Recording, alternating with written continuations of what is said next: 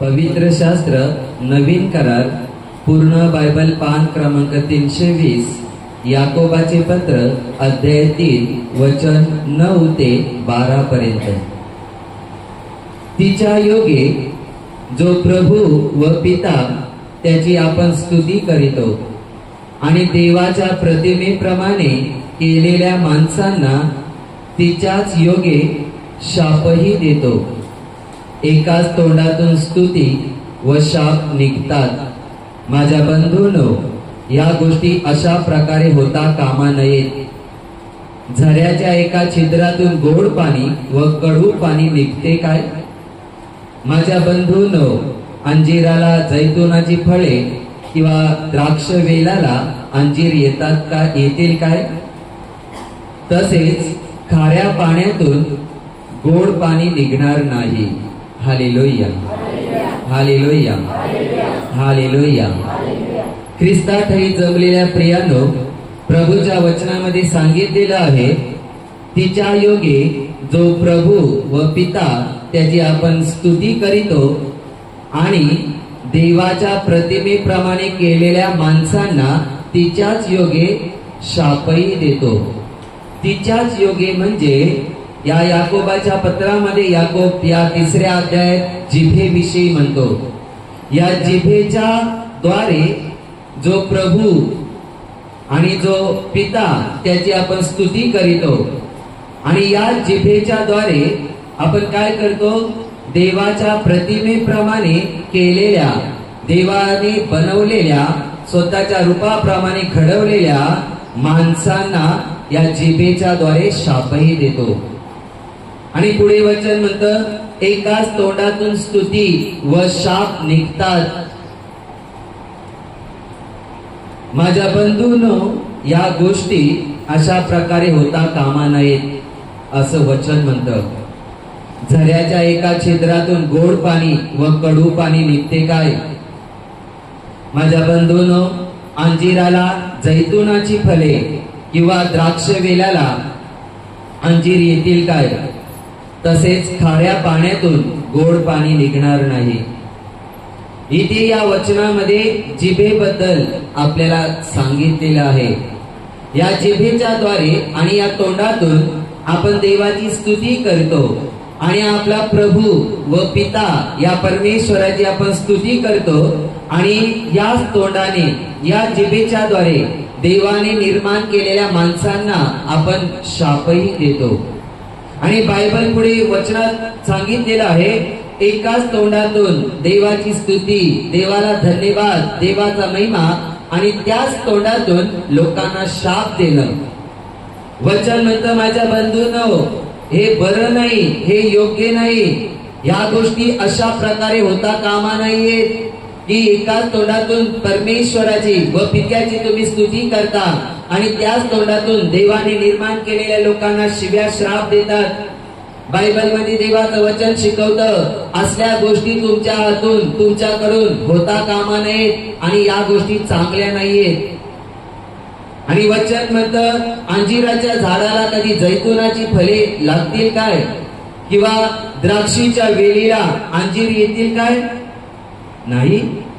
अंजिराच्या झाडाला अंजीरच येतात, जैतुनाच्या झाडाला जैतूनच येतात, द्राक्षीच्या वेलीला द्राक्षेचेच घड येतात, अंजीर येत नाहीत। तसेच गोड पाण्यातून किंवा खाऱ्या पाण्यातून गोड पाणी निघेल काय? आणि गोड पाण्यातून खारं पाणी निघेल काय? जर या गोष्टी अशा आहेत, जर खाऱ्या पाण्यातून गोड पाणी निघू शकत नाही, जर अंजिराच्या झाडाला जैतुनाची फळे येऊ शकत नाही, द्राक्षीच्या वेलीला जर अंजीर येऊ शकत नाही, तर तुमच्या तोंडातून पण तुम्ही जर देवाची स्तुती, परमेश्वर पित्याची स्तुती करता, तर तुमच्या तोंडातून शाप यायला नाही पाहिजे। जर त्याच तुमच्या तोंडातून जिभेने तुम्ही जर देवाची स्तुती करता, देवाला धन्यवाद देता, हालेलुया बोलता, धन्यवाद येशू बोलता, देवाची स्तुती गीते गाता, वचन बोलता आणि त्याच तोंडातून तुम्ही जर देवाने निर्माण केलेल्या लोकांना श्राप देता किंवा त्यांचे दोष काढता, न्याय करता, तर बायबल म्हणतं, माझ्या बंधूंनो, तुमच्याकडून असं होता कामा नये. कारण एकाच तोंडातून स्तुती, धन्यवाद, महिमा आणि त्याच तोंडातून शाप असं नाही पाहिजे. कारण आता तुम्ही देवाला मानता, येशूवर तुम्ही विश्वास ठेवलेला आहे.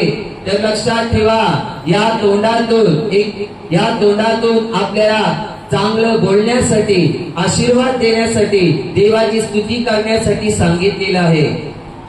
आणि जर तुम्हाला देवाच्या वचनातून असं सांगितलेलं आहे तर त्याच तोंडातून तुम्ही लोकांना शिव्या देऊ शकत नाही, त्याच तोंडातून लोकांना तुम्ही शाप देऊ शकत नाही, त्याच तोंडातून तुम्ही चहाड्या करू शकत नाही, त्याच तोंडातून तुम्ही लोकांचा न्याय करू शकत नाही. कारण एकाच तोंडातून, एकाच छिद्रातून या दोन्ही गोष्टी येणं बरं नाहीये.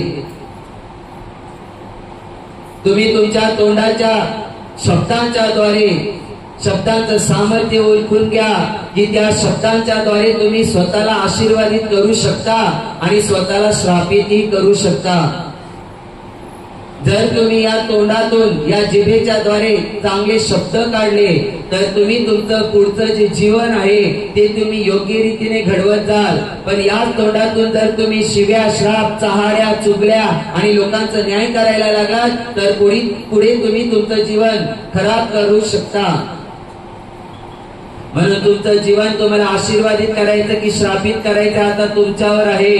कारण योग्य रीतीने जर तुम्ही तुमची जीभ वापरली तर तुम्ही तिचा अनुभव घेऊ शकता, त्या जिभेच्या द्वारे स्वतः आशीर्वादित होऊ शकता.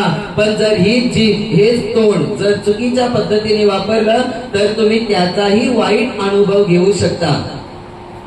म्हणून आता तुमच्यावर आहे, तुम्हाला आशीर्वादित व्हायचं की श्रापित व्हायचे याचा निर्णय तुम्ही करा. आणि तुम्हाला जी जीभ देवाने दिले, बायबल मध्ये याकोबाच्या पत्रामध्ये सांगितलेले आहे, एवढूसा लहानसा अवयव, ही जीभ एवढूसा लहानसा अवयव आहे पण वनवा पेपरून टाकते. लक्षात ठेवा, हा लहानसा अवयव तुम्ही नीट वापरला तर चांगला पण आहे आणि तुम्ही जर नीट वापरला नाही तर हा लहानसा, हा जीभ, हा अवयव खतरनाक पण आहे. आता तुमच्यावर आहे, हा तुमच्या शरीरामध्ये असलेला लहानसा अवयव कशा पद्धतीने वापरायचा. लोकांना आशीर्वाद देण्यासाठी वापरायचा की लोकांना श्राप देण्यासाठी वापरायचा. लोकांची चुगल्या करायला वापरायचा, चहाड्या करायला वापरायचा की लोकांचा न्याय करायला वापरायचा की लोकांना आशीर्वाद द्यायला वापरायचा. हे तुमच्यावर आहे. कारण जे तुम्ही पेरणार आहात तेच तुम्ही कापणार आहात आणि त्याचं फळ तुम्हाला तुमच्या आयुष्यामध्ये मिळणार आहे. म्हणून आजही कितीतरी ख्रिस्ती लोक ज्या पद्धतीने आशीर्वादित व्हायला पाहिजेत ते आशीर्वाद त्या लोकांच्या जीवनांमध्ये नाहीयेत. काही लोक म्हणतात आम्ही प्रार्थना करतो, खूप आम्ही प्रार्थना करतो, आम्ही उपवास करतो, आम्ही दर हप्त्याला केंद्रामध्ये येतो, पण तरी पण आमच्या जीवनामध्ये आशीर्वाद नाहीये, नाही येणार. तुम्ही जर केंद्रामध्ये आल्यानंतर धार्मिकतेचा आव आणता आणि किती नीतिमान आहात, किती सज्जन आहात, किती शाव आहात हे तुम्ही इथे दाखवता, पण याच्या पलीकडे किंवा इथून गेल्यानंतर तुम्ही तुमचं जीवन, तुमचं बोलणं कोणत्या प्रकारात नेता, वापरता, बोलता हे सुद्धा महत्वाचं आहे. एका बाईच्या जीवनामध्ये घडलेली घटना आहे. ती प्रभू येशूला मानत होती आणि तुम्ही तिला पाहिलं तर ती एकदम धर्मी स्त्री, एकदम सज्जन, देवाला मानणारी स्त्री होती. ती तिच्या जीवनामध्ये नित्य प्रार्थना करत असे, ती उपवास करायची, ती दर आठवड्याला प्रार्थनेला यायची, उपवास करायची, प्रार्थना करायची. तुम्ही जर तिचं जीवन, तिचा चेहरा तिला पाहिलं तर ती एक सज्जन स्त्री दिसत होती, देवाला मानणारी स्त्री दिसत होती, एक धर्मी स्त्री दिसत होती. पण तिच्या जीवनामध्ये एवढं ती प्रार्थनामय जीवन जगून पण तिच्या जीवनामध्ये आशीर्वाद नव्हते. कारण तिच्या शरीरामध्ये अनेक असे आजार होते आणि तिच्या शरीरातले आजार दिवसेंदिवस वाढत चालले होते. तिची इच्छा होती तिला नॉर्मल, साधारण लोकांसारखं जीवन जगायचं आहे. तिची इच्छा होती की तिच्या शरीरातले रोग निघून जावे आणि नॉर्मल माणसांसारखं तिने नॉर्मल जीवन जगावं, रोगविरहित, रोगमुक्त जीवन जगावं अशी तिची इच्छा होती. पण एवढं ती प्रार्थना करून पण, उपवास करून पण, एवढं दर आठवड्याला प्रार्थनेला येऊन पण तिच्या जीवनामध्ये ते चमत्कार नव्हते. तिला हवं असलेली आजारमुक्ती तिच्या जीवनामध्ये नव्हती. त्या बाईला बघितलं तर कोणी बोले की एवढी प्रार्थना करते, एवढी उपवास करते, एवढी सेवा करते, मग हिच्या जीवनामध्ये का आजारांवर आजार, का ही अजून बरी होत नाही, प्रश्न पडणारच. कारण एवढी सेवा करते, एवढी प्रार्थना करते, एवढं सगळं काही ती देवामध्ये आहे, तरी पण तिच्या जीवनावरती देवाची कृपा आणि आशीर्वाद दिसत नव्हतं. म्हणजे तिला आजारमुक्ती मिळालीच नव्हती. ज्या वेळेला तिचं जीवन नीट जवळून पडताळून पाहिलं तेव्हा समजलं की का हिच्या जीवनामध्ये आशीर्वाद नाहीये, म्हणजे हिला आजारमुक्ती का मिळालेली नाहीये. ही तर एवढ्या प्रार्थना करते, एवढे उपवास करते, प्रार्थना चुकवत नाही, आणि तुम्ही म्हणा किती धर्मी स्त्री आहे, नीतिमान दिसते, सज्जन दिसते, आणि तरी पण का देवाने हिला स्पर्श केलं नाही, का देवाने तिला आरोग्य दिलं नाही. एवढं करते तर तिला आरोग्य तर पाहिजेच, पण नव्हतंच. पण ज्या वेळेला तिच्या जीवनात नीट अभ्यास केला तेव्हा समजलं की त्या बाईमध्ये काही चुका होत्या. त्या चुका म्हणजे अशा की ती बाई प्रार्थना करणारी तर होतीच, उपवास करणारी तर होतीच, पण जेव्हा प्रार्थनेतून ती बाहेर जायची तेव्हा ती गप्पा मारत बसायची, आणि अशा गप्पा मारायची, असे शब्द बोलायची जे देवाला पसंत नाहीये. ती लोकांच्या चुगल्या करायची, लोकांच्या चहाड्या करायची. जी लोक तिला आवडतात फक्त त्यांच्याबद्दल ती चांगलं बोलणार, आणि बाकी जास्तीत जास्त करून ती लोकांबद्दल वाईट बोलायची, लोकांचा न्याय करायची. हा असा आहे, तो तसा आहे, ती तशी आहे, आमका असा आहे. आणि तिच्या जीवनामध्ये ती अनेक वेळेला लोकांच्या बद्दल नको नको नको नको ते चुकीचं आणि चुकीचंच बोलत राहायची दुसऱ्यांसमोर. आणि प्रार्थनेला आली ती सज्जन शाव, किती धर्मी स्त्री आहे, किती देवाला भिवून राहणारी स्त्री आहे, आणि एकदा प्रार्थनेतून बाहेर गेली की तिची अशी अवस्था होती. मग या कारणामुळे देवाची कृपा तिच्यावर तिला अनुभवायला आली नाही.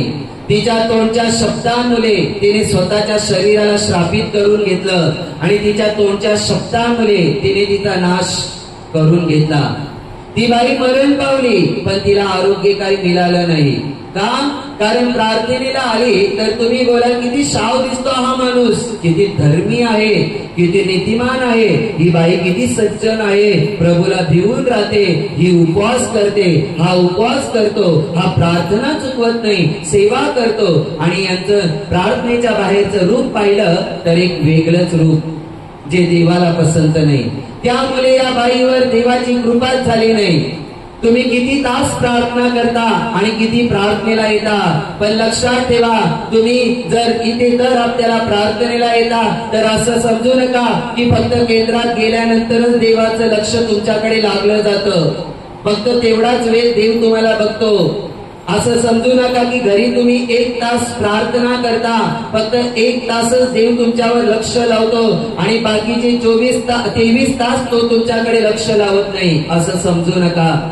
देवाचा कॅमेरा, देवाचे डोळे, देवाचं लक्ष 24 तास माणसांवरती आहे. म्हणून 1 तास तुम्ही प्रार्थना करता तर असं नाही की 1 तास तुम्ही देवाच्या सहवासात बसलात, सज्जन बनलात, हालेलुया बोलता, धन्यवाद येशू बोलता, देवाची बढाई करता, वाहवा करता, एवढंच देव लक्ष लावतो असं नाही. पण जेव्हा या 1 तासानंतर तुम्ही प्रार्थनेतून बाहेर निघता त्या वेळेला तुम्ही काय बोलता आणि कसे वागता, काय विचार करता, हे या गोष्टींकडे देखील देव लक्ष लावतो. म्हणून फक्त तुम्ही केंद्रात येता आणि केंद्रात तुम्ही तुमचे अवतार बदलवता, धार्मिकतेचा आव आणता, नीतिमान स्वतःला दाखवता आणि सज्जन म्हणून स्वतःला सादर करता लोकांपुढे. पण लक्षात ठेवा, माणूस, कोणताही मनुष्य देवाला फसवू शकत नाही. तुम्ही किती रूप बदललं, किती अवतार धारण केले शावपणाचे, पण खरे तुमचे अवतार काय आहेत हे देवाला चांगले ठाऊक आहेत. म्हणून असं समजू नका की केंद्रात आलात, शाव बनलात, तुम्ही आशीर्वादित होऊन जाल. नाही, तुम्ही केंद्रातून गेल्यानंतर शाव आहात की वाईट आहात हे देखील तुमच्या जीवनामध्ये महत्वाचं आहे. कारण ह्या गोष्टी देखील देव पाहत असतो आणि त्याद्वारे देखील देव तुम्हाला आशीर्वादित करतो. याच्या आधी मी लोकांना सांगितलं होतं की तुम्ही प्रार्थनेतून गेल्यानंतर तुम्ही जे जीवन जगता, जी तुम्ही कर्म करता, ते तुमचे कर्म, ते वागणं, त्या तुमच्या प्रार्थना सुद्धा तुमच्या आयुष्यामध्ये येतात बरं वाईट घेऊन. तुम्ही जर चांगल्या आणि योग्य रीतीने प्रार्थनामय जीवन जगून सत्कृत्य करत चालत आहात प्रभूच्या आज्ञेत, तर ते तुमचे कृत्य तुम्हाला आशीर्वाद घेऊन येतात. पण जर तुम्ही वाईट कर्म आणि वाईट कृत्य करता तर तुमच्या आयुष्यामध्ये वाईट घेऊन येतात. तुम्ही आपलं घर येशूमध्ये आहात, तुम्ही येशूमध्ये आहात, तुम्ही दान धर्म करता, तुम्ही हप्त्याला प्रार्थनेला येता, सेवा करता म्हणून तुम्ही तुमची प्रगती करून घ्याल असं नाहीये. तुम्ही तुमच्या जीवनामध्ये देवाचा आशीर्वाद अनुभव कराल, पण इथून जेव्हा जाता किंवा प्रार्थनेतून बाहेर निघता तेव्हा तुम्ही काय बोलता, कसे वागता हे महत्वाचं आहे. कारण प्रभू येशू ख्रिस्ताने म्हटलेलं आहे, तुम्ही जे बोलाल तसं घडून येईल. कारण बायबलमध्ये देवाचं वचन म्हणतं, मार्क शुभवर्तमान अध्याय 11 वचन 23-24 मध्ये की तू या डोंगराला उठून समुद्रात लागला असे म्हणशील आणि आपल्या अंतःकरणात शंका न बाळगता आपण म्हणतो असे घडून येईल, असा विश्वास बाळगशील तर तुझ्या शब्दाप्रमाणे घडून येईल. अजून देवाचं वचन म्हणतं की शब्द मात्र बोल म्हणजे माझा चाकर बरा होईल. तुमचे शब्द महत्वाचे आहेत. तुम्ही तुमच्या तोंडातून काय शब्द काढत आहात हे महत्वाचं आहे. कोणी कसा असो, कोणी किती वाईट असो, तुम्ही कोणाचा न्याय करू नका. कारण जर तुम्ही दुसऱ्यांचा न्याय कराल, आज जे शब्द तुमच्या तोंडातून काढाल ते उद्या शब्द तुमच्यावरती पण येतीलच. उदाहरणार्थ एखादी स्त्री दुसऱ्या बाईच्या मुलीला बघते आणि म्हणते ही मुलगी कशी आहे, किती वाईट आहे, किती घाणेरडं जीवन जगते, हिचं कधीच चांगलं होणार नाही, ही परपुरुषाच्या अनेक मुलांच्या नादी लागते, ही अशी आहे आणि ही तशी आहे. जर तुम्ही दुसऱ्यांच्या मुलींना नाव ठेवत आहात तर लक्षात ठेवा, तुम्ही पण विचार करा की तुम्हाला पण मुलगी आहे, तुम्हाला पण मुलगी आहे, तुम्हाला पण आई आहे, बहीण आहे. जर तुम्ही या शब्दांची पेरणी करत आहात तर उद्या हेच शब्द आणि हाच विषय तुमच्या मुलींवर किंवा तुमच्यावर किंवा तुमच्या लोकांवर पण येतो. कारण तुम्ही जे पेरणी केलेले ते उगवणारच तर आहे. ती कशीही असो, तो कसाही असो, त्यांचा न्याय तुम्ही करू नका. कारण तुम्ही जर न्याय करायला जाल तर तो न्यायाचा प्रसंग सेम उलटून तुमच्यावर पण येतो, लक्षात ठेवा. म्हणून तू तुझ्या तोंडच्या शब्दांना बांधलेला आहेस, म्हणून तुझ्या तोंडातून शब्द उतावळीपणाने काढू नकोस. तू बोलताना विचार कर आणि विचार करून बोल. म्हणून याकोब त्याच्या या पत्रामध्ये अध्याय 1 मध्ये पण तो सांगतो की प्रत्येक माणूस ऐकण्यात तत्पर असला पाहिजे आणि बोलण्यामध्ये धीमा, स्लो असला पाहिजे. म्हणजे सांगायचं तात्पर्य प्रत्येक माणसामध्ये ऐकण्याची, जास्तीत जास्त ऐकण्याची क्षमता पाहिजे आणि कमीत कमी बोलण्याची क्षमता असली पाहिजे त्याच्यामध्ये. कारण अनेक वेळेला माणसं ऐकतात आणि पटकन उतावळीपणाने धडकाफड बोलायला सुरुवात करतात, एखाद्याचा न्याय करायला सुरुवात करतात, एखाद्याबद्दल कुरकुर करायला सुरुवात करतात, एखाद्याबद्दल दोष काढायला सुरुवात करतात. पण बायबल हे करायला परवानगी देत नाही. जर आज तुम्ही हे करत आहात तर उद्या हीच वेळ त्या माणसांवर पण येते. म्हणून बोलण्यामध्ये धीमे असले पाहिजेत. 10 शब्द जर कोणी तुमच्याशी बोलत आहे तर 10 शब्द तुम्ही ऐका, पण बोलता वेळी कुठेतरी 2-3 शब्द तुम्ही काढा. असा मनुष्य योग्य रीतीने उत्तर देऊ शकतो, ख्रिस्ताच्या ज्ञानाने भरलेला असेल, आत्म्याच्या द्वारे चालवलेला असेल. म्हणून ऐकता पण काय बोलतात तुमच्या तोंडातून याचा जरा विचार करा. आज कितीतरी स्त्रिया आहेत, त्यांनी स्वतःहून स्वतःच्या संसाराची वाट लावलेली आहे. नवरा एक बोलतो तर ती 4 बोलते. एखादा दुसरा कोणीतरी काय सांगतो आणि ती त्याचं ऐकते किंवा तिच्या माहेरचे सांगतात की सगळं सोडून निघून ये आणि ती निघून जाते आणि अख्ख्या आयुष्याचं वाटोळं लावून टाकते. आज कितीतरी स्त्रियांनी स्वतःच्या संसाराला स्वतः श्रापित केले. मला नाही वाटत हा सुधरेल, मला नाही वाटत माझं चांगलं होईल, मला नाही वाटत कधी माझ्या संसारात आनंद येईल. तुला काय वाटतं हे महत्वाचं नाही, देवाला काय वाटतं हे महत्वाचं आहे. म्हणून तुझ्या तोंडातून श्रापित शब्द काढण्याच्या आधी विचार कर.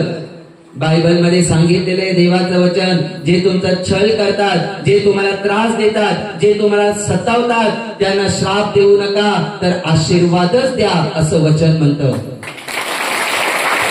तुम्हाला देवाने जर आशीर्वादित वचन तुम्हाला जर देवाने आशीर्वादित वचन उपभोगण्यासाठी पाचारण केलेलं आहे, तर याचा अर्थ असा नाही की तुम्ही लोकांना श्राप देऊ शकता, तुम्ही लोकांना शिव्या देऊ शकता, तुम्ही लोकांच्या चहाड्या करू शकता, लोकांना दोष लावू शकता, लोकांचा न्याय करू शकता. ही परवानगी तुम्हाला देवाने दिलेली नाहीये. तुम्हाला जर आशीर्वादित वचन उपभोगण्यासाठी देवाने पाचारण केलेलं आहे, तर तुम्ही पण लोकांना आशीर्वाद दिले पाहिजे. तुम्हाला फक्त तुमच्या स्वकीयांनाच नव्हे, तर तुमच्या स्वतःच्या लोकांच्या बरोबर देवाने तुमच्या वैऱ्यांना पण आशीर्वाद द्यायला सांगितले. आणि बायबल म्हणतात आशीर्वादच द्या, श्राप देऊ नका. तर लक्षात ठेवा, तुमचा वैरी का असेना, तुम्हाला सतावणारा त्रास देणारा का असेना, त्याला श्राप नव्हे तर आशीर्वाद द्या. तुम्ही जर लोकांना आशीर्वाद देत आहात तर तुम्हाला आशीर्वाद मिळतील. तुम्ही जर लोकांच्या चुगल्या करत आहात तर तुमच्या चुगल्या कोणीतरी करेल. तुम्ही चहाड्या चुगल्या करता तर तुमच्याबद्दल पण कोणीतरी करेल. तुम्ही कोणाचे तरी दोष काढता आणि कोणाचा तरी तुम्ही न्याय करत आहात, तर लक्षात ठेवा कोणीतरी येईल, तो तुमचे दोष काढेल आणि तुमचा न्याय करेल. एक गोष्ट मागे सांगितली होती. एक मनुष्य ऑफिस मध्ये चांगल्या पदावरती कामाला होता आणि त्याच्या हाताखाली एक व्यक्ती पिऊन म्हणून शिपाई काम करत होता. त्या माणसाने सांगितलं त्याच्या शिपायाला की जा अमुक सालाची फाईल घेऊन ये, म्हणजे उदाहरणार्थ घेऊया 2016 ची फाईल घेऊन ये. पण तो जो शिपाई होता त्याला जास्त वाचता लिहिता येत नव्हतं, थोडंफार येत होतं आणि त्याच्याकडून फाईल आणता वेळी चूक झाली. 2016 ची फाईल आणायची सोडून त्याने 2014 ची फाईल आणली. आणि ज्या वेळेला त्या माणसाने त्या बॉसने पाहिलं तर तो बॉस त्या माणसावर चिडला. अरे अनाड्या, तुला काय अक्कल आहे की नाही? तुला मी 2016 ची फाईल सांगितली, तू 2014 ची घेऊन आला का? तुला काय वाचता लिहिता येते की नाही? तुला अक्कल बिक्कल आहे की नाही? काय समजतं का नाही? तो बिचारा माणूस काही बोलू शकला नाही. का? कारण तो त्याच्या हाताखाली कामाला आहे ना. मग आता त्याला गरज आहे कामाची, पगाराची, तो काही बोलला नाही. ऑफिस बंद झालं, तो माणूस बॉस घरी गेला आणि तो शिपाई घरी गेला. संध्याकाळी या साहेबाला फोन आला त्याच्या मुलाच्या शाळेतून आणि सांगितलं की उद्या तुम्ही या आणि आम्हाला भेटून जा. शाळेत बोलवलं त्यांच्या मुलाच्या शिक्षकाने. आणि ज्या वेळेला हा माणूस दुसऱ्या दिवशी शाळेत गेला त्या वेळेला शिक्षकांनी सांगितलं की तुमच्या मुलाला काय अक्कल आहे का? त्याला काय समजत नाही. आम्ही किती बोलतो, किती शिकवतो, काहीच कळत नाही, या अक्कलच नाही, याचं दिमागच काम करत नाही.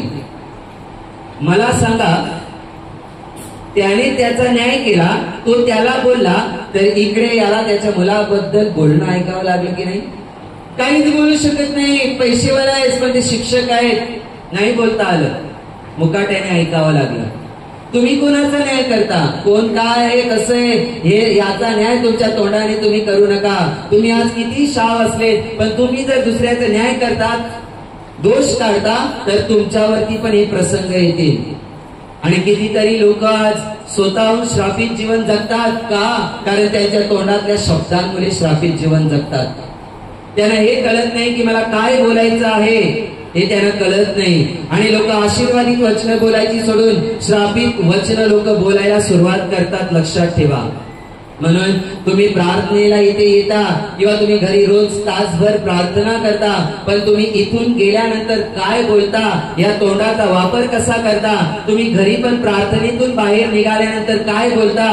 की कटकटी घालता, की भांडणं करता, तर याचा अर्थ त्या माणसामध्ये अजून पण देवाचं ज्ञान नाहीये, देवाचं जीवन नाहीये, देवाचं शहाणपण त्याच्यामध्ये नाहीये. म्हणूनच तो प्रार्थनेतून बाहेर निघाला किंवा प्रार्थनेवरून घरी गेला तरी पण कटकटी घालतो, भांडण करतो.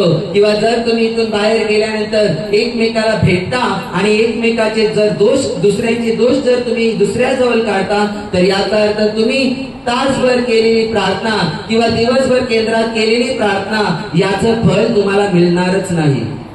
तुम्हाला प्रार्थनेमध्ये मज्जा आली, तुमचा आत्मा उत्साहित झाला, तुम्हाला आनंद मिळाला, तुम्ही घरी तासभर प्रार्थना केली, तुम्हाला मस्त वाटायला लागलं, देवाची उपस्थिती जाणवली, तुम्ही दिवसभर केंद्रामध्ये प्रार्थनेत भाग घेतला, तुम्हाला छान वाटलं. पण जेव्हा तुम्ही तुमच्या घरी प्रार्थनेच्या रूम मधून बाहेर निघता, जेव्हा केंद्रातून तुम्ही प्रार्थनेवरून घरी राहायला निघता, तेव्हा तुम्ही कसे वागता आणि काय बोलता हे महत्वाचं आहे. तुम्हाला जर प्रार्थनेमध्ये देवाचा एवढा अनुभव आलाय, पण जर इथून तुम्ही गेल्यानंतर जर लोकांचे दोष काढत आहात, नावं ठेवत आहात, लोकांचा न्याय करत आहात, तर तुम्ही दिवसभर जे काही प्रार्थनेत मिळवलं ते जाता जाता गमून टाकले, गेलं तुमच्या जीवनातून, त्याचा लाभच तुम्हाला मिळाला नाही.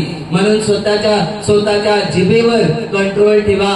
जर तुम्ही तुमच्या जिभेवर कंट्रोल ठेवलं तर तुम्हाला तुमच्या जीवनावर कंट्रोल ठेवता येतो, तुम्हाला तुमचं जीवन आशीर्वादित करता येतं. लक्षात ठेवा, कितीतरी भावा बहिणींना जिभेवर कंट्रोलच नाही आणि ते त्यांची जीभ अशी वापरतात की कुठेतरी अडकून जातात, कुठेतरी फसून जातात आणि कुठेतरी स्वतःचं वाईट करून घेतात किंवा कुठेतरी भांडणं लावून टाकतात. ही जीभच अशी आहे, हा लहानसा अवयव आहे. लक्षात ठेवा.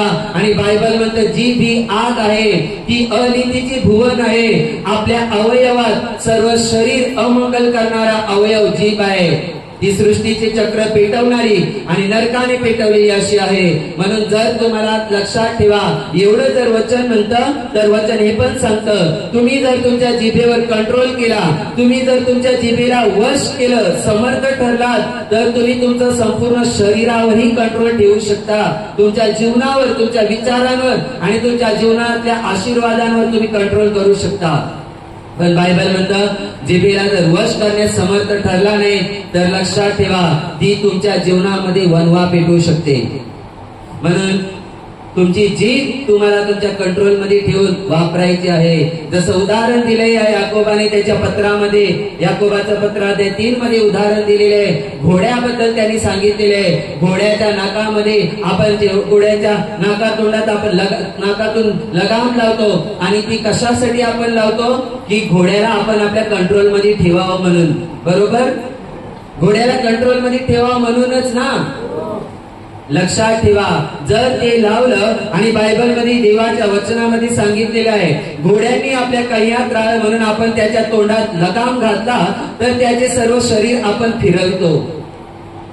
जो आपण लगाम लावतो त्या लगामाच्या द्वारे घोड्याला चालवता पण येतं, घोड्याला थांबवता पण येतं, घोड्याला फिरवता पण येतं, उजव्या डाव्या बाजूला नेताही येतं ना घोड्याला.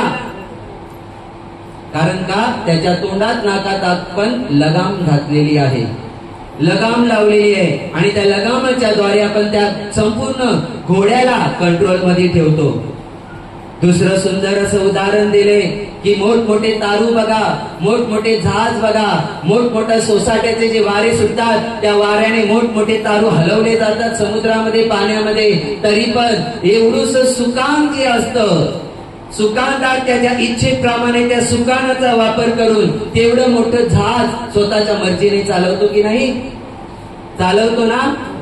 एवढं मोठं जहाज असतं आणि त्या जहाजामध्ये एवढूस सुकान असतं आणि तो सुकानदार असतो, तो काय करतो, स्वतःच्या मर्जीप्रमाणे चालवतो. पूर्ण जहाज तो त्याद्वारे कंट्रोल मध्ये ठेवतो. मग लक्षात ठेवा, ही जीभ आपल्याला कंट्रोल मध्ये ठेवता आली तर आपण आपलं जीवन आपलं कंट्रोल मध्ये ठेवू शकतो. नाहीतर जर तुम्ही ही जीभ कंट्रोल मध्ये ठेवता आली नाही तर जसं तुम्ही पेरत आहात तसं तुमच्या आयुष्यामध्ये उगवायला सुरुवात होईल. त्या बाईबद्दल मी तुम्हाला सांगितलं, तिने तिची जीभ कंट्रोल मध्ये ठेवलीच नाही. काय फायदा झाला तिचा उपवास करून?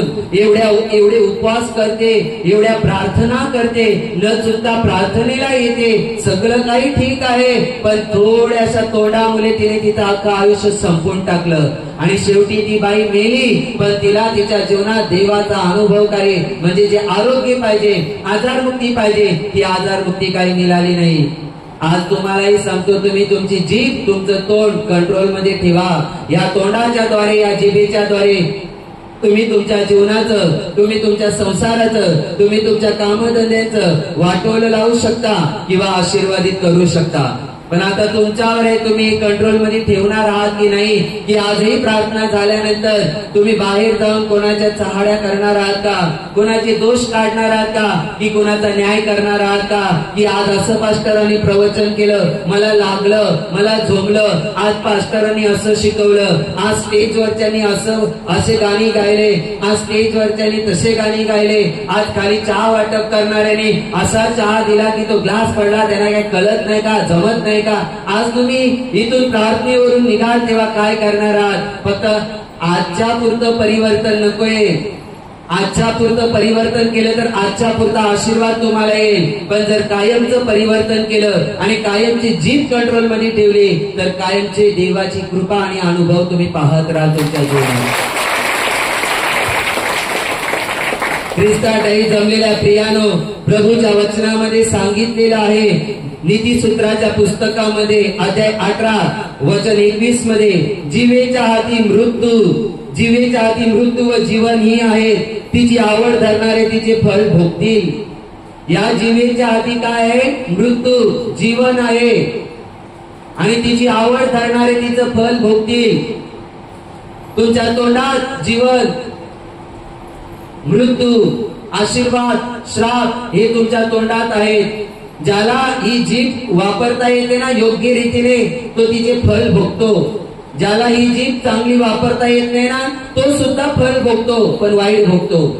म्हणून बायबल नीतिसूत्र अध्याय 18 वचन 21 मध्ये सांगितले की या जीवेच्या हाती, या जिभेमध्ये, या तोंडामध्ये जीवन आणि मृत्यू आहे, शाप आणि आशीर्वाद आहे. तुमच्यावर आहे काय उपभोग घ्यायचं, काय घ्यायचं, कसं करायचं हे तुमच्यावर आहे. एवढं समजू नका की मी लोकांच्या समोर धार्मिकतेचं आव आणलंय, लोक मला बघतात आणि माझी वाहवा करतात की किती चांगली आहे, किती चांगलं आहे. याच्यावरून तुमच्या जीवनात आशीर्वाद येत नाही. लोकांपेक्षा देवाने तुमची बाजू मांडली पाहिजे आणि बोललं पाहिजे, शाबास माझ्या मुला, शाबास माझ्या मुली, हे देवाने बोललं पाहिजे. लोकांसमोर तर कोणी शाव बनेल, पण कोणाच्या मनात कोणी घुसलंय का? तुमच्या मनात काय चाललंय मला काय माहिती नाही, माझ्या मनात काय चाललंय तुम्हाला काय माहिती? कोणी कोणाच्या मनात घुसलेलं नाहीये. म्हणून तुम्ही आणि मी किती आपण शाव, सज्जन, धार्मिक स्वतःला सादर केलं तर यावरून देवाच्या नजरेत आपण असे असतो असं नाहीये. कारण देवाच्या नजरेत आपल्या हृदयामध्ये, आपल्या मनामध्ये काय आहे आणि आपण त्या कोणत्या पद्धतीने चालत आहोत या गोष्टी सुद्धा देव बघत राहतो. म्हणून तुम्ही जर लोकांपुढे स्वतःला शाव म्हणता, समजता, धार्मिकतेचा आव म्हणता, तर याच्यावरून तुम्ही खरोखर शाव आहात, खरोखर नीतिमानाची कृती तुम्ही करणारे आहात, खरोखर सज्जन आहात हे होत नाही.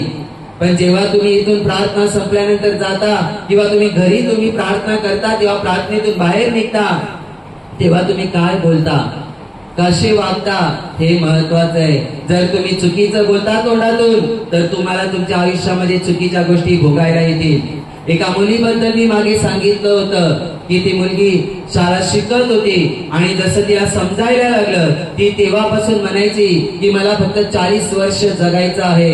आणि ती नेहमी जेव्हा पण काय विषय निघायचा किंवा वेळ मिळायची तेव्हा पण ती तेच बोलायची दुसऱ्यांना की बस मला 40 वर्ष जगायचं आणि मी 40 वर्षात आनंद करणार बस. आणि ती मुलगी शिकली, मोठी झाली, शिकली, तिचं लग्न झालं. लग्न झाल्यानंतर तिच्या शरीरामध्ये काही आजार सुरू झाले, दवाखाने केले, पण तिला दवाखाने करून पण काही फरक पडत नव्हता. ती 38 वर्षाची झाली तरी पण तिला तिच्या जीवनामध्ये आजारमुक्ती काही मिळतच नव्हती. आणि शेवटी नंतर लास्टला डॉक्टरांनी सांगितलं की आता फक्त तुझ्याकडे 2 वर्ष आहे, तुला जो जीवनाचा आनंद घ्यायचे तो घे, कारण 2 वर्षात तू संपणार आहेस, तुझं जीवन संपून जाईल. विचार करा, 38 वर्ष आणि त्याच्यानंतर डॉक्टर बोलले अजून 2 वर्ष तुझ्याकडे, झाले किती टोटल? 40 वर्ष. ही मुलगी काय तिच्या तोंडातून सारखी म्हणायची 40 वर्ष जगायचे, 40 वर्षांनी आनंद घेईल, मजा करेल. आणि आज तिची इच्छा असताना पण तिला पुढे आयुष्य मिळेना, संपलं. तुमच्या तोंडातून तुम्ही काय पेरणी करत आहात? तुमच्या तोंडातून निघणाऱ्या शब्दांना कमजोर समजू नका, कारण तुमच्या तोंडातल्या शब्दांमध्ये सामर्थ्य आहे. ते तुमचं चांगलं पण करू शकतात आणि ते तुमचं वाईट पण करू शकतात, कारण जीवेच्या हाती जीवन आणि मृत्यू आहे, लक्षात ठेवा. नुसतं सज्जन रूप धारण करायचं, शाव लोकांना दाखवायचं, धर्मी आहात, नीतिमान आहात हे लोकांपुढे रूप धारण करू नका. नाहीतर लोटाच्या बायकोने पण अवतार धारण केला आणि जेव्हा वेळ आली तेव्हा मेली ना ती, संपलं ना तिचं जीवन. म्हणून लक्षात ठेवा, वेळ आली की असंच होतं. पण तुमच्या जीवनात अशा वाईट वेळ आणू नका, तर तुम्ही खरेपणाने जीवन जगा. लोकांना खुश करण्याच्या नादी लागून देवाला नाराज कधीच करू नका, की त्याच्याशी मी जर खरेपणाने बोललो तर त्याला राग येईल, तो माझ्याशी बोलणं सोडून देईल, आमची मैत्री संपून जाईल, माझा नवरा रागवेल, माझी बायको रागवेल. आणि त्यांना खुश करण्यासाठी तुम्ही त्यांच्याशी चुकीचं किंवा खोटं बोलू नका. तर परमेश्वराला प्रसन्न करण्यासाठी नेहमी सत्याचं जीवन जगा, खरेपणाचं जीवन जगा आणि खरेपणाने वागायला लागा. कारण तुमच्या शब्दामध्ये सामर्थ्य, लक्षात ठेवा. तुमच्या शब्दामध्ये सामर्थ्य आहे, तुमच्या शब्दामध्ये जीवन आहे. हेच तुमच्या तोंडून निघालेले शब्द एक दिवस तुमच्या आयुष्याला कोणतं ओळख आणि आकार द्यायचा आणि कोणतं रूप द्यायचं यासाठी कारणीभूत ठरतात. ज्या वेळेला येशू ख्रिस्ताला बलिदानाच्या वेळेला बलिदानासाठी पकडण्यात आलं, मारण्यासाठी, त्या वेळेला येशूला पकडून पिलाताकडे नेलं. पिलाताने येशूला पाहिलं, येशूशी बोलला आणि पिलाताने येशूबद्दल साक्ष दिली की याच्या ठाई मला काही दोष आढळत नाही, मला काही दोष आढळत नाही. मी कशी काय याला मी कसं काय मरणदंड देऊ, मरणाची शिक्षा कशी देऊ, क्रूसाची शिक्षा कशी काय देऊ, कारण याच्या काही मला काही दोष आढळत नाही, हा निर्दोष आहे. पण अधिकाऱ्याने लोकांना शिकवल्याप्रमाणे लोक ओरडत राहिले की याला क्रूसावर खिला, याला क्रूसावर खिला, याला क्रूसावर टांगून मारून टाका. पिलात म्हणत होता, अरे काय याला मी मारून टाकू, काय याने गुन्हा केलाय, मला तर याच्या काही दोष आढळत नाही, हा निर्दोष आहे, पाहिजे तर मी फटके देतो आणि सोडून देतो. पण लोकांना काही अधिकाऱ्यांनी शिकवल्याप्रमाणे ते आरडाओरड करायला लागले की याला क्रूसावरती खिळा आणि मारून टाका. पिलाताचा नाईलाज झाला. शेवटी पिलाताने त्याच्या शिपायाला सांगितलं की पाणी घेऊन ये वाटव्यामध्ये, आणि पाणी आणल्यानंतर पिलाताने हात धुतले. जसं बायबलमध्ये मत्तेच्या शुभवर्तमानामध्ये सांगितलेलं आहे, अध्याय 27 मध्ये पिलाताने हात धुतले आणि पिलात तिथेच म्हणाला, मी या मनुष्याच्या रक्ताविषयी निर्दोष आहे, तुमचे तुम्हीच पहा. मी या नीतिमान माणसाच्या रक्ताविषयी निर्दोष आहे. कारण पिलाताने जेव्हा पाहिलं तेव्हा पिलाताला समजलं की हा पापी नाही, हा नीतिमान मनुष्य आहे, हा निर्दोष आहे, याला शिक्षा देण्यासारखं याने काहीच केलेलं नाही. म्हणून लोकांचा जो आरडाओरडा आणि काही गोष्टीमुळे पिलाताला नाईलाज झाला आणि पिलाताने परवानगी दिली क्रूसावर खिळण्याची. पण त्याच्या आधी पिलाताने हात धुतले आणि पिलात म्हणतो, बाबा आम्ही घाबरलो. म्हणजे पिलाताला भीती वाटली, कारण जर नीतिमान मनुष्याला जर मी शिक्षा दिली, त्रास दिला, मारून टाकलं, तर याचा त्रास मला होईल, याची शिक्षा मला होईल. आज लोकांना कळत नाही. आज कितीतरी लोक नीतिमान लोकांना त्रास देतात, देवाला भिवून जीवन जगणाऱ्या लोकांना सुद्धा आज लोक त्रास देतात, त्यांना अपमानित करतात, त्यांचा छळ करतात, त्यांना नको नको ते बोलतात. पण बायबलच्या वचनानुसार तुमचं असं वागणं, जर कोणी असं वागत असेल, जर कोणी देवाच्या सेवकांविरुद्ध असं वागत असेल, कोणी एखाद्या नीतिमान माणसाविरुद्ध असं बोलत असेल, छळ करत असेल, त्रास देत असेल, तर लक्षात ठेवा त्याचा दोष त्या माणसावर येतो. जो माणूस नीतिमान माणसाकडे बोट करतो, आरोप लावतो, त्याला त्रास देतो, जो त्रास देणार आहे त्या माणसाला ते रिटर्न भोगावे लागतात. म्हणून पिलात म्हणतो, नाही मी मुक्त आहे, मी हात धुतले, या नीतिमान मनुष्याच्या रक्तापासून, या दोषापासून मी मुक्त आहे, तुमचं तुम्हीच बघून घ्या. आणि त्यावेळेला लोक काय बोलली माहिती, जरा जोश मध्ये होती ना, कधी कधी लोकांना कळत नाही, जोश मध्ये येतात, काय बोलून मोकळे होतात, तापलेल्या म्हणजे तापल्या कणी काय बोलून मोकळे होतील त्यांचं त्यांना भान राहत नाही. प्रत्येक वेळेला तापल्या कणी बोललेली प्रत्येक गोष्ट आणि प्रत्येक शब्द तुम्हाला आशीर्वादित करत नाही, संपवायला लावते. लक्षात ठेवा, तिथे पण लोक तापलेले होते, जोश होता आणि त्याचा जोश त्यांना भोगायला लागला. पिलात ज्या वेळेला बोलला की मी याच्या रक्तापासून, या मनुष्याच्या रक्ताविषयी मी निर्दोष आहे, तुमचं तुम्ही बघून घ्या, तेव्हा तिथली लोक म्हणाले, सर्व लोक जोश मध्ये म्हणाले, त्याचे रक्त आमच्यावर व आमच्या मुलाबाळांवर असो, हा जो काही दोष लागेल तो आम्हाला लागो, तू मोकळायस, आमच्या पोराबाळांना श्राप लागो, पण याला मारून टाका. अरे जोश मध्ये काय बोलता, कुणाबद्दल बोलता, हे डोकं लावा जरा. आणि तुम्हाला माहितीये तेव्हा ही यहुदी लोक, इस्रायली लोक बोलली ना, काय बोलली, जोश मध्ये काय बोलले, हो त्याच्या रक्ताचा दोष आमच्यावर, आमच्या पोराबाळांवर येऊ, काय श्राप यायचे ते येऊ आमच्यावर, आमच्या पोराबाळांवर. आणि येशू मरण पावला, 40 दिवस शिष्यांमध्ये लोकांमध्ये राहिला वावरला आणि तो स्वर्गात चढून घेतला. त्याच्यानंतर ज्या वेळेला इस्रायलवरती जे हल्ले झाले ना कालांतराने पुढे, तेव्हा या यहुदी लोकांची इस्रायली लोकांची पांगापांग झाली. आजही जर तुम्ही बघितलं ना, आज जगामध्ये इस्रायल आणि यहुदी लोक प्रगतशील आहेत, त्यांच्याकडे ज्ञान खूप आहे, ते श्रीमंत पण आहे, पण त्यांच्या मनात त्यांच्या जीवनात शांती नाहीये. कारण तेव्हा जे त्यांच्या तोंडून शब्द निघाले ते पिढ्यानं पिढ्या त्यांना भोगायला आलेले आहेत. म्हणून आज बघा, जर मोबाईल मध्ये जर तुम्ही गुगल आणि त्या साईट ओपन केल्या नाही तर तुमचा अख्खा मोबाईल काही कामाचा होतो का? तुम्हाला नीट वापरताच येत नाही. कारण गुगल तुम्ही चालू केला, त्या साईट तुम्ही ओपन केला त्यांनी ठरवलेल्या प्रोसिजरनुसार, तेव्हा तुमचा फोन काम करतो, तेव्हा तुम्हाला युट्यूब पाहायला मिळतं. आणि जर तुम्ही ते ऍप घेतले नाही, फीचर घेतले नाही तर तुम्हाला मोबाईल काही कामाचा राहत नाही. म्हणून लक्षात ठेवा, आज कितीतरी ज्या गोष्टी, गाड्या असोत, फॅन असोत, टीव्ही असोत, आज कितीतरी शोध आणि कितीतरी गोष्टी आणि मोबाईल मध्ये कितीतरी फीचर हे निर्माण करणारे यहुदी इस्रायली लोक आहेत, ख्रिस्ती लोक आहेत. लक्षात ठेवा, एवढं त्यांच्याकडे असताना पण, नॉलेज असताना पण आज खरी शांती त्या लोकांमध्ये नाही. कारण तेव्हा त्यांनी निवड केली की याच्या रक्ताचा दोष आमच्यावर, आमच्या मुलाबाळांवर येऊ. आज 2024 वर्ष होऊन गेली, येशू आल्यापासून सांगतोय 2024 वर्ष होऊन गेली. आजही बघता इस्रायल मध्ये कधी काय ना काय होत असतं का? हे तर देवाची लोक आहेत ना, देवाची लोक आहेत म्हणून आशीर्वादित झाले, श्रीमंत झाले, ज्ञानाने बुद्धीने भरले, पण त्यांच्या मनात शांती नाहीये. कारण त्यांनी ख्रिस्ताला नाकारलं. काय तुमच्या तोंडातून येतात तेव्हा त्यांच्या तोंडातून शब्द आले, आजपर्यंत त्यांना ते भोगायला लागले. ते काय म्हणाले? त्याच्या रक्ताचा दोष, त्याचा दोष आमच्यावर, आमच्या मुलाबाळांवर येऊ. म्हणून लक्षात ठेवा, आज तुम्ही कोणाशी मित्रांशी फोनवर बोलता की कुठला व्यवहार फोनवर करता की कुठे कामाला आहात, तुम्ही किती खरं बोलता आणि खोटं बोलता हे महत्वाचं आहे.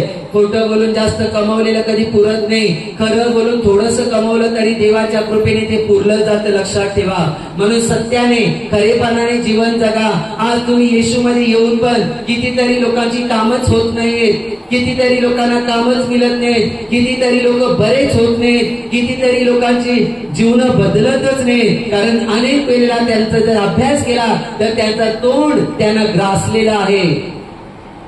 आज ते तुमच्या समोर, माझ्या समोर चांगलं बोलतील, इथून बाहेर गेले की कोण काय बोलेल, कोणाचे जगातले मित्र तर कोण काय गप्पा मारेल, तर कोण काय घाणेरड्या गोष्टी बोलेल, कोण खोटं बोलेल तर कोण कोणाला फसवेल. पण लक्षात ठेवा, याचा परिणाम पुढे चुकीचा जीवनामध्ये येतो. म्हणून तुम्हाला जे काही बोलायचंय ना, माणसाला खुश आणि नाखुश करण्याच्या मागे बोलू नका. देवाला जे योग्य वाटतं, देवाने जे शिकवलंय त्या पद्धतीने तुमचं बोलणं असू द्या.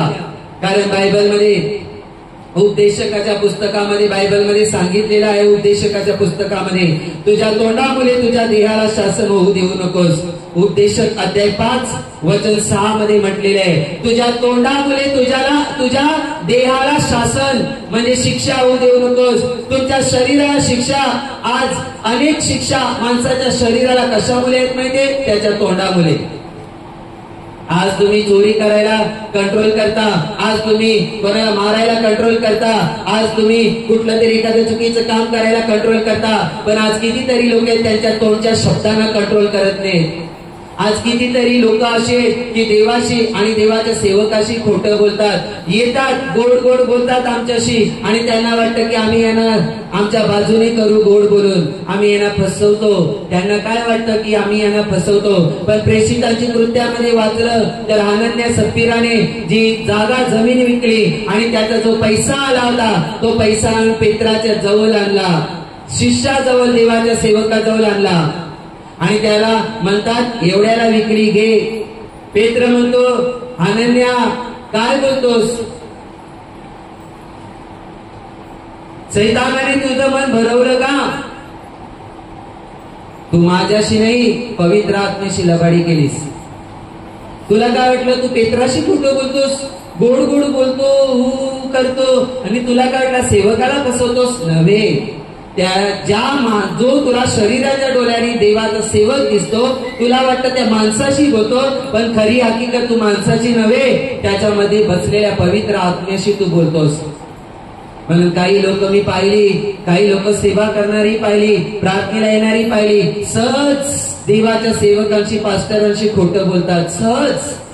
आज मला तुम्हाला सांगायचंय, सहज वाटतात या गोष्टी, पण या सहज वाटणाऱ्या गोष्टी तुम्हाला आणि तुमच्या लोकांना पुढे भोगायला लागतात. आणि तुम्ही किती प्रार्थना केल्या आणि किती सेवा केली, किती उपवास केले, किती पास्टरांच्या उराशी जाऊन बसलात, डोकं टेकलं, तरी पण तुम्हाला या कुठल्याच गोष्टीचा फायदा होत नाही. कारण तुमच्या तोंडाने तुमच्या देहाला, तुमच्या शरीराला, तुमच्या जीवनाला शिक्षा मिळालेली आहे. म्हणून आज कितीतरी लोक आहेत की एवढं प्रार्थनामय आहे, तरी पण त्यांच्या जीवनावरती देवाचे आशीर्वाद नाहीयेत. कारण प्रार्थनेला आले की प्रार्थनेचं जीवन आणि प्रार्थनेचं ढोंग करायचं आणि इथून गेले की जगातल्या लोकांसारखं वागायचं, घाणेरडे गाणी बोलायचे, घाणेरडे शब्द तोंडातून काढायचे, तोंडाने वाईट बोलायचं, वाईट करायचं, खोटं बोलायचं, लोकांना श्राप द्यायचं, लोकांचे दोष काढायचे, टिंगल करायच्या, चहाड्या करायच्या, लोकांचा न्याय करायचा. आणि यामुळे त्यांच्या जीवनावर त्यांना आशीर्वाद नाहीत आणि त्यांनी स्वतःहून त्यांचं जीवन श्रापित करून ठेवलेलं आहे. म्हणून इथे बायबलमध्ये सांगितलेलं आहे, याच तोंडातून तुम्ही वाईट बोलता, याच तोंडातून तुम्ही शिव्या देता, याच तोंडातून तुम्ही खोटं बोलता, शिव्या श्राप देता आणि याच तोंडातून प्रार्थनेला बसलात. हालेलुया, धन्यवाद येशू, प्रभू चांगला आहे. Hallelujah, Yeshu I love you, येशूवर मी प्रेम करतो. मला सांगा, एकाच तोंडातून दोन्ही गोष्टी कधी निघतील का? जर एकाच तोंडातून या दोन्ही गोष्टी निघतात, देवाची आणि परमेश्वर देव बापाची स्तुती, आणि याच तोंडातून जर तुम्ही चुकल्या, चहाड्या, श्राप, लोकांचे दोष काढणं, लोकांचं न्याय करणं, जर याच एका तोंडातून या दोन्ही गोष्टी निघत असतील, तर मी तुम्हाला आज पुन्हा सांगतो, तुम्ही 7-7 तास बसून जर प्रार्थना केली तरी पण ती प्रार्थना वाया जाईल. तुमची प्रार्थना स्वर्गातल्या देवाच्या सिंहासनापर्यंत पोहोचू शकत नाही. का? कारण एकाच तोंडातून तुम्ही देवाची स्तुती, देव बापाची स्तुती करता आणि त्याच तोंडातून तुम्ही चुगल्या, चहाड्या, श्राप देता, वाईट करता त्याच तोंडाने. त्याच्यामुळे तुम्ही केलेल्या प्रार्थना देवापर्यंत पोहोचलेल्या नाहीये, तुम्ही केलेली सेवा देवाला पसंत पडलेली नाहीये. कारण तुम्ही तुमचं तोंड चुकीच्या पद्धतीने वापरून तुमच्या देहाला शासन करून घेतलेलं आहे. आज कितीतरी लोक येशूमध्ये असून पण सामर्थ्यशाली जीवन जगत नाही.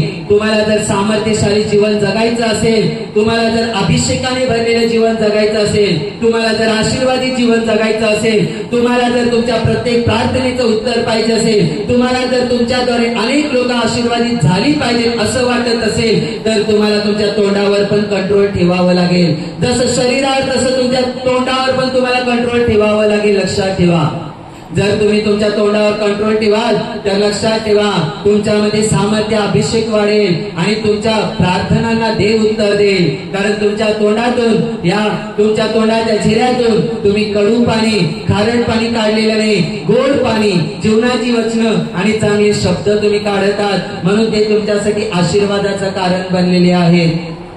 पण जर तुम्ही मोठमोठ्या अपेक्षा देवाकडून करता आणि जर तरी देखील तुम्ही चुकीचं तुमचं तोंड वापरता आणि तुम्ही तुमची जीभ कंट्रोल मध्ये ठेवत नाही, तर तुम्हाला त्याचे परिणाम पण तुमच्या जीवनामध्ये भोगावे लागतील.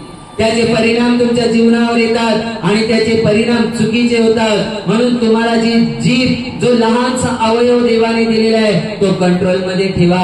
शताधिपतीचा चाकर पक्षघाताने पिडला होता. त्याने त्याच्या तोंडातून देवाला सांगितलं, प्रभू शब्द मात्र बोल म्हणजे माझा चाकर बरा होईल. शब्द कुठून निघतात? हृदयातून, आणि तोंडातून शब्द बाहेर पडतात. लक्षात ठेवा, जे तुमच्या हृदयामध्ये जे भरलेलं आहे तेच तुमच्यामधून बाहेर पडणार आहेत. लक्षात ठेवा, एक नीतिमान मनुष्य, एक चांगला मनुष्य त्याच्या अंतःकरणातल्या भंडारातून चांगल्या गोष्टी बाहेर काढतो आणि एक वाईट माणूस त्याच्या अंतःकरणात जे वाईट भरले तो त्याच्या तोंडातून वाईट काढणार. एक जर खरोखर येशूला मानून त्याप्रमाणे चालणारा माणूस जरी जगातल्या माणसाशी बोलत असेल तर जगातला माणूस बोलता बोलता कितीतरी त्याच्या तोंडातून शिव्या श्राप काढेल. पण खरोखर नीतिमान माणूस असेल तर तो त्याच्या तोंडातून शिव्या श्राप बोलता वेळी काढणार नाही, तर नेहमी आशीर्वादाची वचनच काढणार. कारण चांगला माणूस त्याच्या अंतःकरणातल्या भंडारातून चांगलंच काढणार आहे आणि वाईट माणूस त्याच्या अंतःकरणातल्या भंडारातून वाईटच काढणार आहे. तुमच्यामध्ये जे भरलंय तेच तुमच्यामधून बाहेर पडणार आहे. आणि किती तुम्ही ढोंग केलं, नाटक केलं, तरी पण एक दिवस पर्दाफाश उघड होणार आहे. म्हणून कोण काय आणि कसं आहे याचा न्याय तुम्ही करू नका. न्याय करणारा देव आहे. नाहीतर तुम्ही लोकांचा न्याय करायला जाल, तो असा वागला, त्याने तसं केलं, याने असं केलं, तिने तसं केलं, पास्टर असा बोलला, हे हा न्याय तुम्ही करू नका.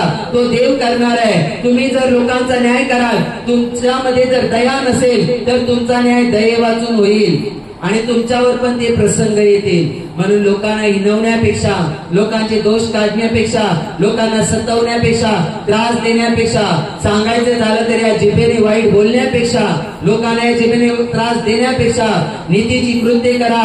चांगलं ते तुमच्या तोंडातून बोला. कारण जिभेच्या आधी जीवन आणि मृत्यू आहे. ज्याला तिचा उपभोग घेता येतो तो आशीर्वादित होतो. तुम्हाला आता तुमच्या जीवनामध्ये आशीर्वाद पाहिजे तर तुम्हाला तुमची जीभ कंट्रोल मध्ये ठेवावी लागेल. अनेक वेळेला तुम्ही ऐकता की मी इथून सांगतो, बोला की मी आशीर्वादित आहे, बोला मी रोगमुक्त आहे, की बोला येशूला बसलेल्या फटक्याने मला आरोग्य मिळालंय. का बोलायला सांगतो?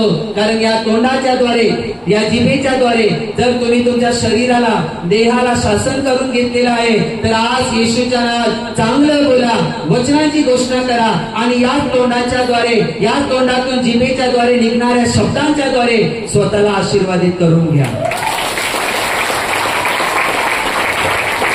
आज लोकांना त्यांच्या जिभेला ताब्यात ठेवता येत नाही. आज लोकांना त्याची जीभ कंट्रोल मध्ये ठेवता येत नाही. जिभेला हाड नाही. जीभ उचलली लावली टालूला, उचलली लावली टालूला. कधी कधी समोरचा व्यक्ती तसा नसतो तरी पण तुम्ही काय काय काय काय बोलून मोकळे होतात. समोरची व्यक्ती तशी नसते तरी पण कितीतरी बोटं तुम्ही त्याच्यावरती करून बसतात. हे तुम्हाला कळत नाहीये का की तुमच्या जिभेच्या आधी जीवन आणि मृत्यू आहे. तुम्हाला जीभ उचलून टालूला लावायला दिलेली नाहीये. कसं पण बोलायला, शिव्या श्राप द्यायला, खोटं बोलायला दिलेली नाहीये. जर तुम्ही असं शिव्या श्राप देता, खोटं बोलता, एखादा तसं नसताना, असो की नसो तो तुमचा प्रश्न नाहीये न्याय करायचा. तुम्ही सज्जन आहात पण एखादा चुकलेला आहे आणि त्याचे जर तुम्ही दोष काढता तर तुम्ही सुद्धा तितकेच वाईट आहात. तुम्ही पण तितकेच चुकीचे आहात, लक्षात ठेवा. कारण प्रभू येशू ख्रिस्त म्हणाला, मी या जगामध्ये न्याय करायला आलेलो नाहीये, मी या जगामध्ये लोकांना तारायला आलेलो आहे. म्हणून एखादा व्यक्ती जर चुकलेला आहे, एखाद्याकडून पाप झालेला आहे तर तुम्ही त्याचा न्याय करत बसू नका. तर त्या लोकांसाठी प्रार्थना करा देवाजवळ.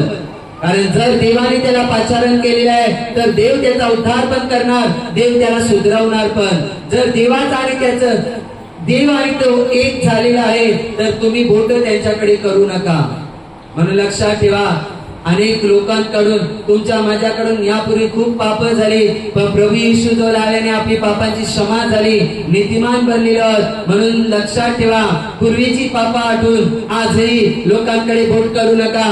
काही वर्षांपूर्वी, काही महिन्यांपूर्वी तुम्हाला वाटत असेल ह्या माणसाने असं असं पाप केलं, असं असं चुकला होता, पण आज जर वर्षानुवर्ष तुम्ही त्याला जर दोष देत राहिलेले आहात, तुम्ही याला त्याला सांगत राहिले आहेत तर तुम्ही पण तितकेच दोषी आहात. कारण तुम्ही जर क्षमा केली असती देवाच्या वचनानुसार तर तुम्ही गाराने गायले नसते.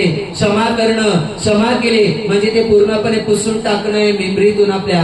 तर खरोखर क्षमा केले, पण जर तुम्ही मेमरीतून पुसूनच टाकलेले नाही तर तुम्ही क्षमा केलेली नाही. काय बायबल शिकवतं? जीभ काय आहे? जीभ एवढूसाच अवयव आहे, पण कारनामे बघा कसे आहेत त्या जिभेचे. काय खेळ खेळते ही जीभ, बघितलं? म्हणून लक्षात ठेवा, तुमच्या आयुष्याचा खेळ करू नका. आज तुम्हाला वाटतं सहज मी पास्टरांविषयी चुगल्या केल्या, सहज काय काय काय काय बोललो, हे सहज आज वाटतंय, पण याचे परिणाम खूप वाईट आहेत. कारण तुम्ही सैतानाला जागा देता आणि सैतान कधीच कुणाचं चांगलं करत नाही. तुम्हाला वाटतं सहज तुम्ही एखाद्याबद्दल चुगल्या केल्यात, सहज एखाद्याच्या खोड्या काढल्यात, काय नाही पास्टर पुढे गेलेत, आम्ही दोघं मागून चालत आणि आम्ही मागून काय काय काय काय काय काय बोलत चाललेलो आहेत. कारण तिकडे आवाज येणार नाही पास्टरांना, म्हणून आमचं इकडे बोलणं चाललेलं आहे, आम्हाला इथे बघायला कोणी नाही, ऐकायला कोणी नाही. पण लक्षात ठेवा, ज्या देवाला मानता, जो देव जिवंत आहे, जो युगानुयुग जिवंत आहे, तो परमेश्वर तुम्ही कुठेही कानाकोपऱ्यात असा तिथे तो तुमच्या जवळ आहे, त्याचं लक्ष तुमच्यावर आहे, तो तिथून ऐकतो तुमचं बोलणं. म्हणून ख्रिस्तातही जमलेल्या प्रियानो, तुमची जीभ आजपासून कंट्रोल मध्ये ठेवा. लोकांचे दोष काढण्यामध्ये लावू नका, लोकांच्या चाहड्या चुगल्या करण्यामध्ये लावू नका. त्या बाईने काय केलं? केंद्रात यायची, प्रार्थनेला यायची, प्रार्थना करते, उपवास करते, सगळं करते, पण तिला काय फायदा झाला का? नाही. कारण काय? तिचं तोंड, तिचा आजार वाढत गेला, पण तिला बरं काही वाटलंच नाही. तिचं तोंड तिला त्रासदायक झालं, लक्षात ठेवा. म्हणून ती बरीच झाली नाही, आजारामध्ये मरून गेली. का? प्रार्थनेमध्ये आली की स्वतःला शाव, सज्जन, धर्मी स्त्री असं दाखवते. आणि एकदा प्रार्थना संपली की याला भेटायला जा, याला जोडी घे, तिला जोडी घे. कोण बघायलाय? पास्टर तर गेले, ते सेवा करणार ते गेले, आपणच मग आहेत याच्या उठारेटी कर, त्याच्या उठारेटी कर. तुम्ही कुठे शाव आहात? तुम्हाला वाटलं तुम्ही लोकांच्या उठारेटी करता, तुमच्या कोणी करत नाही का? तुमच्या कोणी करत नाही का? काही वर्षांपूर्वी एक छोटस बाल माझ्याकडे आलं आणि मला त्याने सांगितलं की आमच्या घरात आमच्या आई बाप तुमच्याबद्दल नाही नाही नाही नाही ते बोलत होते, मला नाही आवडलं.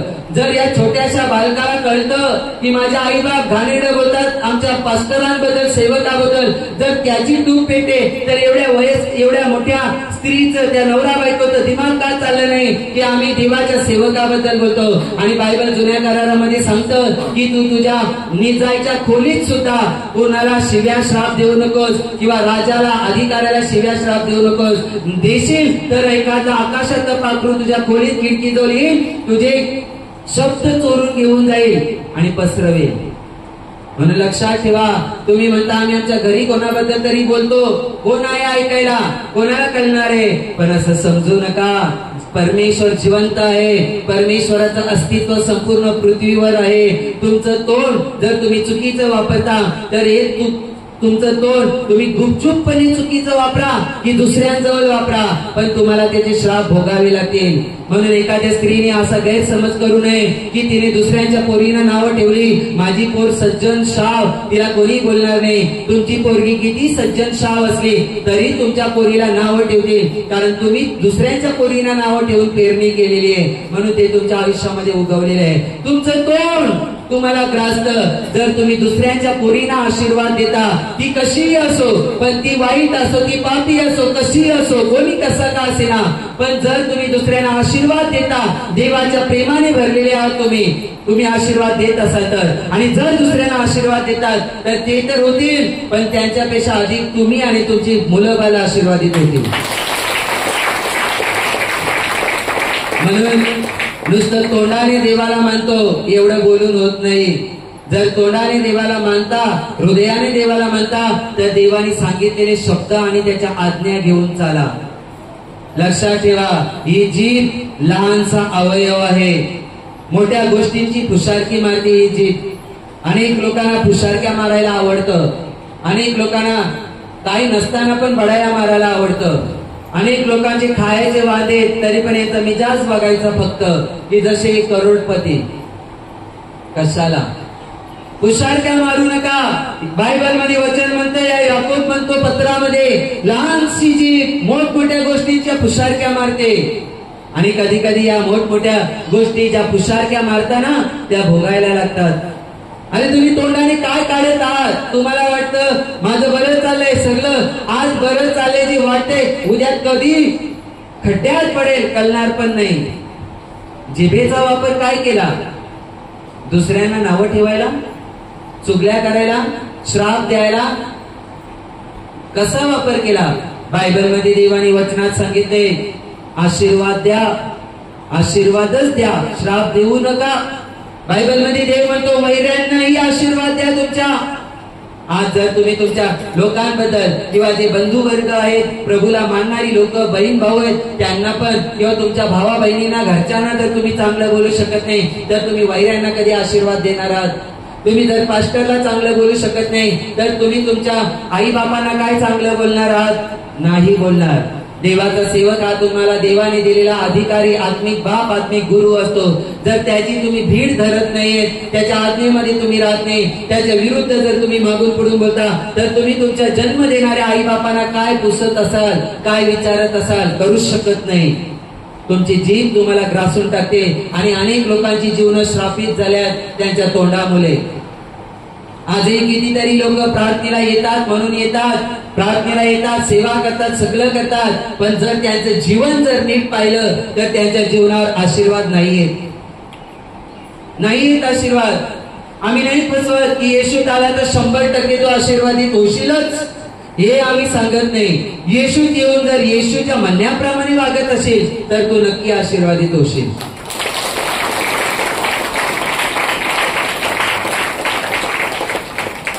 प्रार्थनेमध्ये आलेलो आहे. प्रार्थनेत सांगितलं जातं प्रेम करायला, प्रार्थनेत सांगितलं जातं क्षमा करायला, प्रार्थनेत सांगितलं जातं दया करायला, प्रार्थनेत सांगितलं जातं तुमची पाप कबूल करा, क्षमा मागा आणि सोडून द्या. तुम्ही प्रार्थनेमध्ये क्षमा करता, क्षमा मागता, पण प्रार्थना संपली का बाहेर जाऊन परत तुम्ही तेच करता जे देवाला पसंत नाहीये. पण लक्षात ठेवा, बाहेरून काय वागत आहात हे महत्वाचं नाहीये. तुम्ही जर हृदयाने चांगले बनलात, चांगले बोलायला लागलात, तुमच्या मनात जर चांगलं असेल तर तुमच्या तोंडातून पण चांगलेच बाहेर पडणार. नाहीतर दिसायला एखादा माणूस शाव दिसतो, एखादा बंधू आमचा दिसायला शाव दिसतो, एखादी बहीण शाव दिसते, एखादा तुमच्यामध्ये शाव दिसतो, पण जर तुमच्यात किंवा यांच्यात किंवा माझ्यात जर बाहेरून शाव दिसतो पण मनात खोट असेल तर त्याला काय अर्थ आहे का? एखाद्या पुरुषाचं लग्न झाले आणि एखाद्या पुरुषाला त्याच्या बायकोवरून मन उबलय आणि एखादी मुलगी त्याला पसंत पडते आणि तो जर जाऊन तिला सांगतो की तू मला पसंत आहेस, तू माझ्यामध्ये या स्थानावरती माझ्या मनात तुला जागा आहे, तर मला सांगा हे त्याचं बोलणं त्याला ग्रासणार की आशीर्वादित करणार? तो किती केंद्रामध्ये शाव असला, तुम्ही किती सज्जन असलात आणि किती सेवा करायला लागलात तरी शेवटी त्याच्या तोंडातले शब्द त्याला ग्रासतात. तुम्ही प्रार्थनेवरून इथे असणारा एखादा बंधू प्रार्थना संपल्यावर घरीच गेला आणि घरी जाऊन जर त्याने घरी जाऊन शिव्या द्यायला सुरुवात केली तर मला सांगा दिवसभर प्रार्थनेत काय जे प्रार्थनेत भाग घेतला त्याला लाभ होईल का? नाही होणार. एखादा माणूस घरी आहे आणि त्याने घरी त्याच्या खोलीमध्ये जाऊन तासभर प्रार्थना केली आणि प्रार्थना संपल्यानंतर तो बाहेर आला आणि बाहेर आल्यानंतर कोणीतरी काहीतरी त्याच्याशी विचारपूस करायला आलाय किंवा घरातली त्याची पत्नी किंवा एखाद्या बाईचा नवरा किंवा मुलं त्याच्याशी बोलायला आणि तो चाम चाम चाम चाम चिडचिड करतो. मला सांगा तासन तास केलेली प्रार्थना त्याला आशीर्वादित ठरेल का? ठरेल? नाही ठरणार. म्हणूनच कितीतरी लोक आज आशीर्वादित नाहीयेत. आशीर्वाद दिसले पाहिजेत जीवनावर, लोकांनी बघितले पाहिजेत, लोकांना दिसले पाहिजेत आपल्या जीवनावर देवाची कृपा आहे, आशीर्वाद आहे ते. आज तसं नाहीये. आज तुम्ही आणि मी आणि प्रत्येक माणसात छुपा रुस्तम आहे. छुपा रुस्तम म्हणजे बाहेरून एक अवतार दाखवतो आणि आतमध्ये वेगळंच भरलंय.